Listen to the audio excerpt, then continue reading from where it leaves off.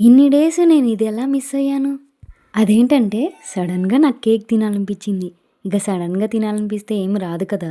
ఇంట్లో చూస్తే bourbon biscuit ఒకటుంది. ఇక దాంతో కేక్ ట్రై చేద్దామని కప్ కేక్ లాగా చేశాను.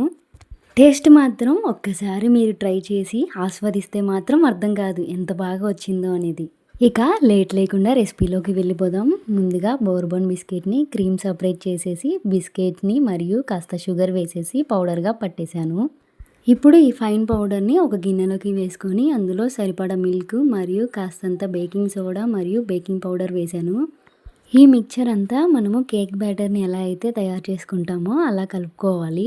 ఇప్పుడు కేక్ తయారు చేసుకోవడానికి ఒక చిన్న గిన్నె తీసుకున్నాను. ఎందుకంటే క్వాంటిటీ తక్కువ ఉంది కాబట్టి అందులో కాస్తంత ఆయిల్ వేసి అప్లై చేశాను. బ్యాటర్‌ని హాఫ్ ఫిల్ అయ్యేదాకా వేసి అందులో ముందుగా సెపరేట్ చేసి పెట్టుకున్న క్రీమ్ వేసేసి మరలా ఫిల్ చేశాను. ఇది తీసుకెళ్ళి ముందుగా 10 మినిట్స్ ప్రీహీట్ చేసుకున్న ప్యాన్‌లో పెట్టేసుకొని 5-10 మినిట్స్ బేక్ చేసుకున్నాను. ఎంతో టేస్టీ అయిన కేక్ అనేది రెడీ అయిపోయింది.